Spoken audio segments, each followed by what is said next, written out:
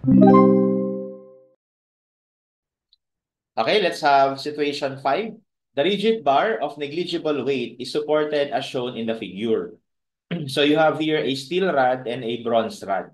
Given the area, and by the way, we call this the coefficient of thermal expansion. So given for both materials, also the modulus of elasticity.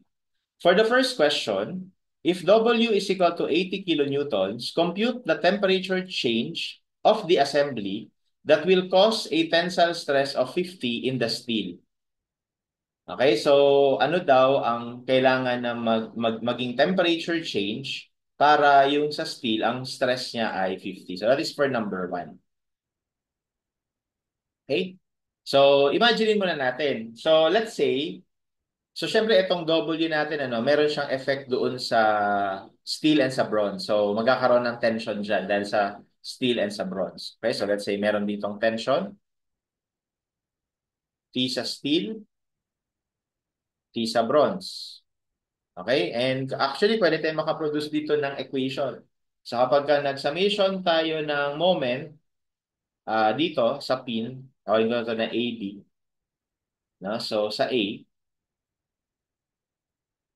we will have T sa steel times 1 plus tension sa bronze times ilan to? 4. Okay? And then, ang rotation nila parehas counterclockwise. Itong W ay clockwise. So, W times 2.5. Ayan, so ganyan, no? And then, ang next natin dyan ay, di ba, dahil doon sa weight, magde-deform ito. Magkakaroon ng elongation. Ito rin. Okay? Tapos, maliban doon sa deformation gawa ng tension, magkakaroon pa ng additional deformation gawa ng thermal. Ayan. Okay? Assuming, no, na nag-increase yung ano natin, yung temperature. So ito yung deformation na axial ni steel. Ito naman yung deformation na axial ni bronze. Ito naman yung deformation na temperature ni steel. Ito naman yung deformation na temperature ni bronze. So yung maging final position ng ano natin, netong material na to is parang ganito. So medyo hindi lang naka-align pero i-align na lang natin later. Ito.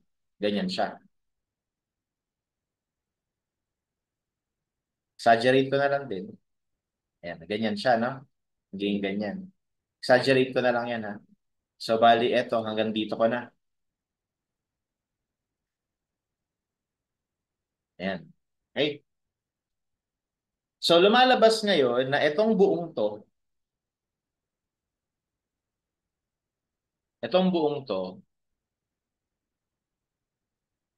will serve as the total deformation for the steel, and itong buong to will serve as the total deformation for the bronze.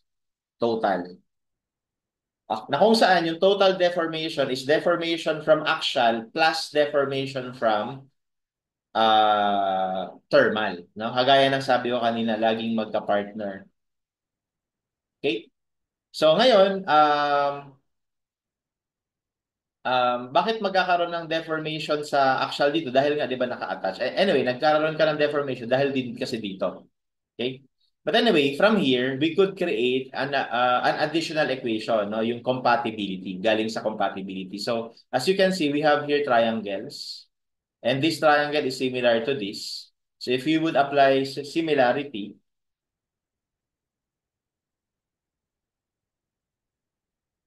so we have yung total deformation sa steel over 1 would be equal to the total deformation in the bronze over ilan ng total? 4.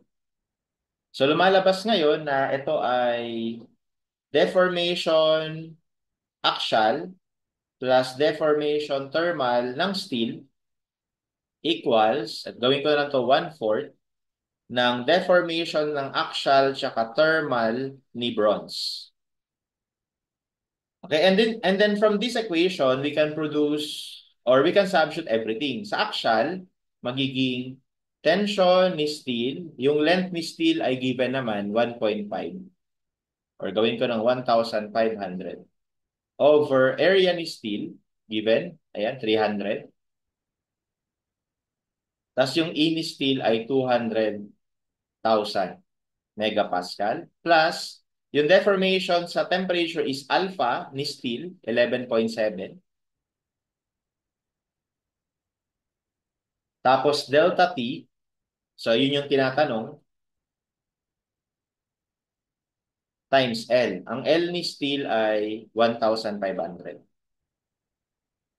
Ayan. Equals 1/4. So, ganun ulit. PL over AE. Yung T ni bronze, yung length ni bronze in the figure is 3,000 millimeters. Over area ni bronze, 1,400. And then yung E ni bronze is 83,000 megapascals. Plus, alpha ni bronze ay 18.9 times 10 to the 6. Okay, so medyo hindi kasya.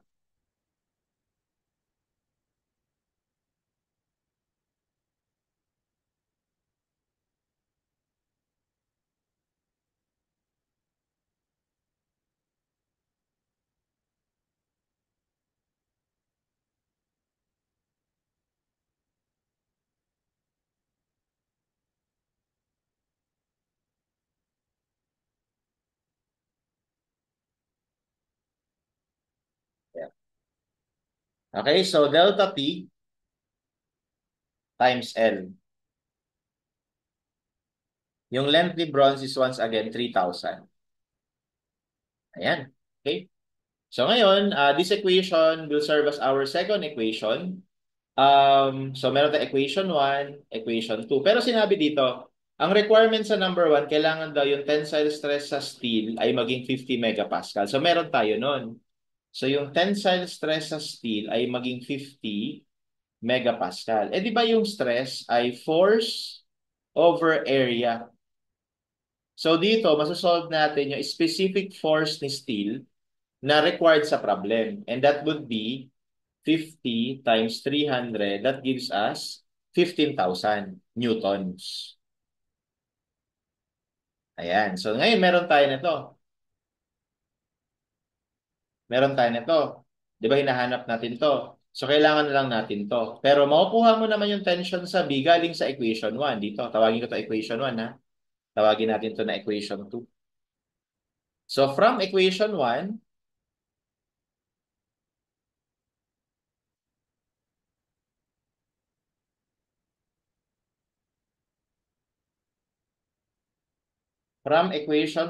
we can solve for the tension in the bronze.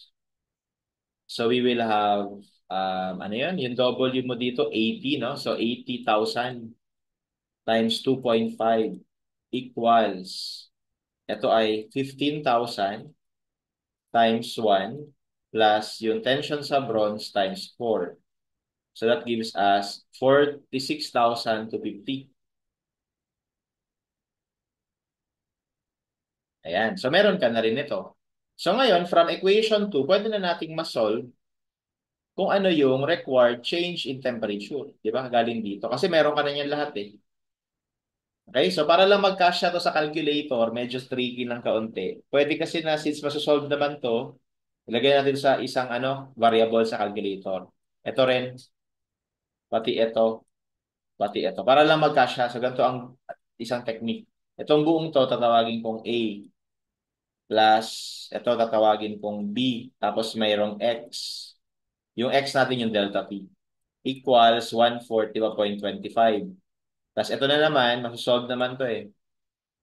So gawin natin C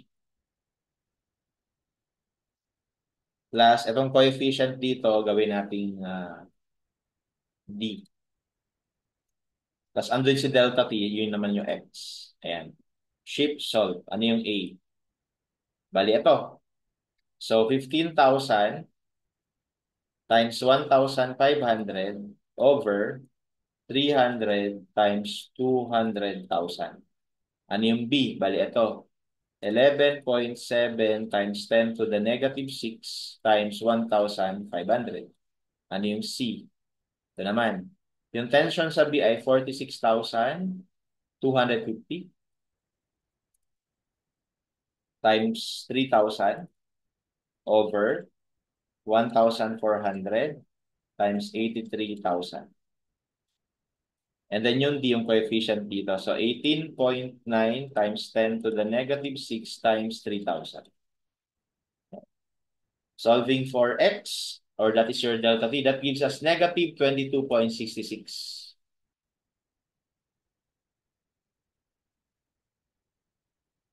Okay, so anong ibig sabihin ng negative na yan?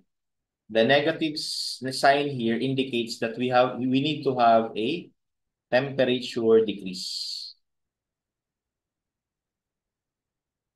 Okay, kasi yung delta T kasi, ano yan eh, final temperature minus initial temperature. So kapag ka nag-negative yan, ibig sabihin, yung final temperature mo ay mas mababa kaysa sa initial temperature. So ibig sabihin, kailangan mag-decrease para ma-achieve itong ano na to, temperature na to. So para sa number 1, ang sagot natin ay letter A, decrease by 22.7 degrees. Okay, for number 2, find the stress in steel if the temperature rises by 20 degrees after a load of 120 kilonewton is applied. So parang iba lang yung given. May W ka, tapos yung temperature increase mo naging ano na, 20. So positive ito ha kasi rises. Positive 20. So pinapahanap yung stress sa steel rod. So para mahanap yung stress, kailangan mo na naman yung force acting on the steel rod, no? And yung force acting on the steel rod will again be calculated based on this equation. Mag-moment ka sa A, unknown yan. Tapos magka-compatibility ulit. So ulitin lang natin to. Ultimately ito rin yung magpo-produce natin na equation, tama ba? Again, unknown itong dalawa.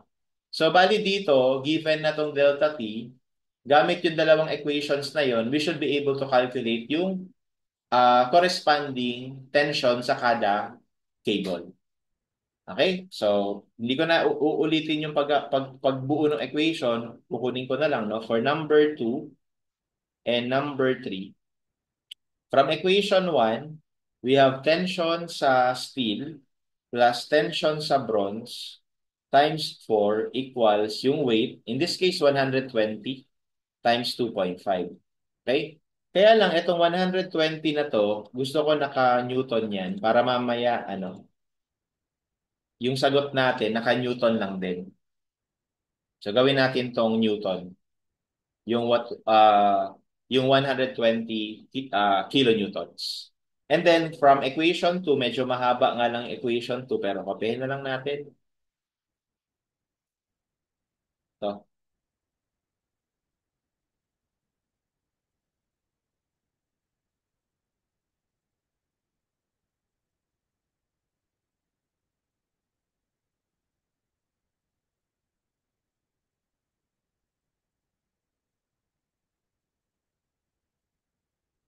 Ayun yung equation 2 natin.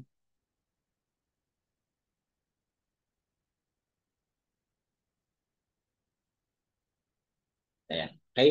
Tapos lagyan ko ng values ha. Bali ito 20 pati ito. Ayan. Okay? So ngayon from equation 1, pwede natin tong i-solve. So, we can solve for TS in terms of TB. So, yung TS natin ay equal sa 120,000 times 2.5 minus 4 times tension ni bronze. Ayan. Okay, so pwede natin i-substitute dito. So, bali ganito. Ito, papalitan natin ito. And then, kung mapapansin nyo, yung equation 2 will now be in terms of the tension in the bronze alone. So we can solve for the tension in the bronze directly. Or kung gusto mo baliktad, isolve mo yung tension ng bronze dito para dito naman in terms of tension ng steel. Tapos ito naman yung papalitan mo. Ganun pa rin, magiging single variable equation siya. Okay, sige. So isolve natin.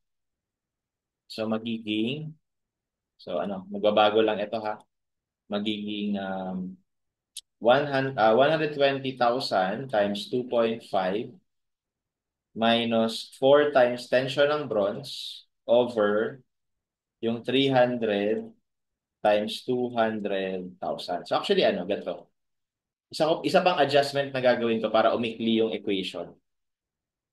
Hahaba kasi. So we have 120,000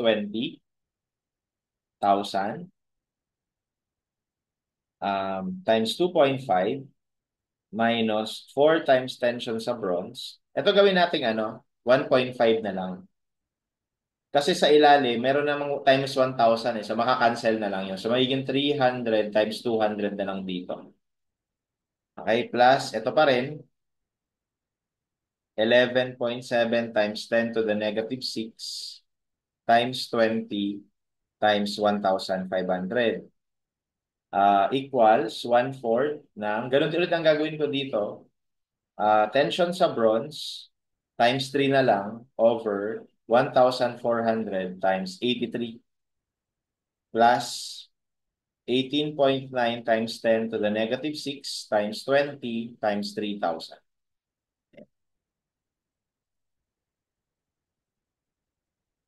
So we have 120,000 times 2.5 minus 4 times x times 1.5 over 300 times 200 plus, di ba itong term na to, ito rin yung b kanina, times 20 na lang. Di ba kanina a, tapos ginawa ko tong b. So yan din yun. Tapos equals 1/4 ng x times 3 over 1,400 times 83. Tapos, itong part na to, ito naman yung d ko kanina, times 20 lang natin. Ayan. Okay? So, hopefully, palabas natin. Okay, solving for x. Okay, the tension in the bronze would be 71,000 or 71,086.78.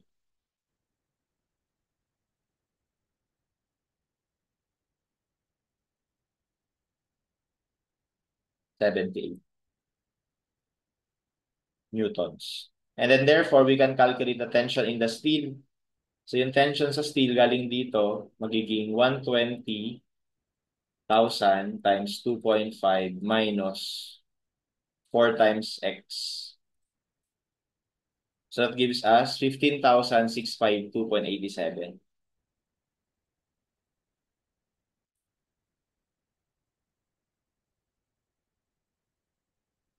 Okay? So ang tinatanong ay stress yung tinatanong, stress.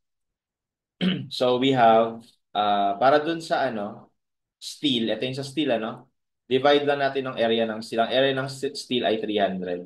So that gives us 52.17 or that is in the choices letter D. Tapos yung para naman sa bronze, yun yung X natin, divide natin ng 1,400. So 50.77 or in this case letter A. So yun ngayon yung mga stresses natin. Okay?